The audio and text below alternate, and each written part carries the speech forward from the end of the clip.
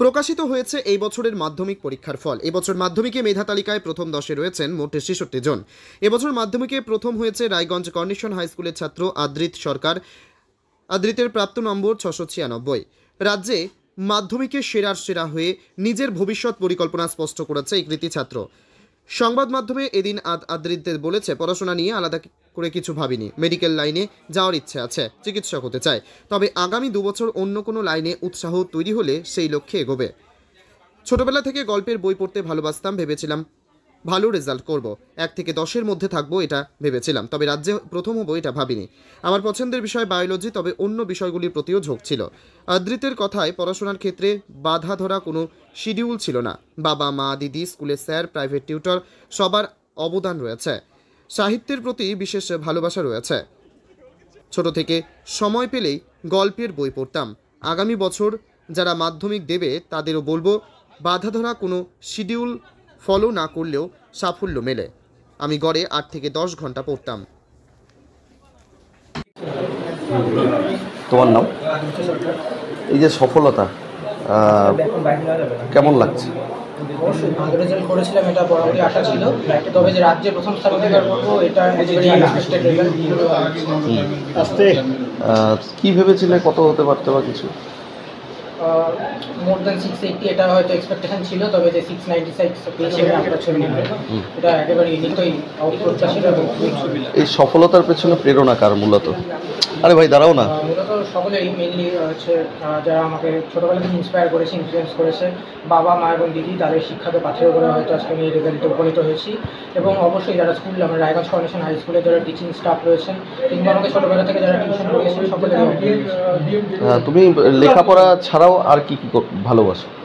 লেখাপড়া ছাড়া অবশ্যই লিটারেচার এবং চেস খেলতে ভালো লাগে, কুইজিংয়ের প্রতি একটা অ্যাট্রাকশন রয়েছে। সবাই বলে যে ছোট থেকে দুষ্টুমি অভ্যাস হচ্ছে যারা মেধাবী, তোমার কি ছিল? আমার মনে হয় না যে আমি মেনলি যে হাতে পায়ে এক সেকেন্ড দাঁড়ো, কখনো যে সেরকম দুষ্টুমি আক্ষরিক হতে সেটা হয়তো করিনি। ছোটোবেলা থেকে বাবা মার পক্ষ থেকে কখনো প্রেশারাইজ করা হয়নি যে পড়াশোনা। আগামী ভবিষ্যতের প্ল্যান কি আছে? মেনলি মেডিকেল লাইনে পার্সিউ করার ইচ্ছে রয়েছে, এবং অন্য কোনো লাইনে ইন্টারেস্ট ডেভেলপ করার জন্য, তো সেক্ষেত্রে পার্সিউ করা হয়। ভবিষ্যতে যারা মাধ্যমিক পরীক্ষার্থী কি বলবে তাদের উদ্দেশ্যে? মেনলি যে রুটটা খুঁটিয়ে পড়তে হবে, বছরের শুরু থেকে পড়াশোনা করতে হবে, রেগুলারলি পড়াশোনা করতে হবে, এবং যারা গার্জিয়ান রয়েছেন এবং যারা হচ্ছে আমাদের টিচার রয়েছেন, যারা স্কুল টিচার হোক বা টিউশন টিচার হোক, তারা যে স্টাডি টিপস দেবেন সেগুলোকে মেনে চলতে হবে। অদ্রিতকে হয় ছেলের এই সাফল্য জেলায় নয়, একেবারে রাজ্যে প্রথম, এর পেছনে মূল চাবিকাঠি। ছেলে নিজে তো বটেই, ছেলে যথেষ্ট পড়াশোনা ভালোবাসে, পড়া নিয়ে থাকে, তার সঙ্গে সব টিচাররা, ফ্রেন্ডার এরাও আছে, সব টিচাররা সবাই হেল্প করেছে, স্কুল সবাই আছে, ওর মাও ভীষণ। বাবা মা বাবা মায়ের মধ্যে দুজনেই আছি, তবে পড়ার দিকটা বেশি দেখে, ভেতরটা মা, বাইরেটা আমি। কতটা খুশি? প্রচণ্ড খুশি, মানে ভাষায় প্রকাশ করতে পারা যাবে না খুশি।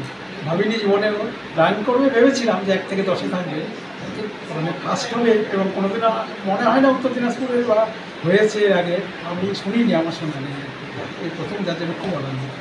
ভবিষ্যৎ পরিকল্পনা কী আছে? পরিকল্পনা ওর যখন ছোটো থেকে পড়াশোনা ভালোবাসে, যখন থেকে ওর বুদ্ধি হয়েছে, ওর একটাই কথা, আমি এমসে বলবো, মেডিকেল লাইনে যাবো, এমসে বলবো, খুব ভালো ডাক্তার হবে, রিসার্চ করবো, দেখা যাক ওর ভবিষ্যৎ কী হয়। আপনি পেশাগতভাবে কী করেন?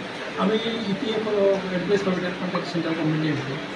ছেলের পড়াশোনায় সময় দিতে পারেন? হ্যাঁ, দিতে হতো, সেটা দিতে হয়, না হলে তো হয় না, কেন দেওয়া নেওয়া একটা বিশাল ফ্যাক্টর, প্রাইভেটে দেওয়া নেওয়া, দেখাশোনা করতে হয়, দিতে হয়, কতটা পারি দিই।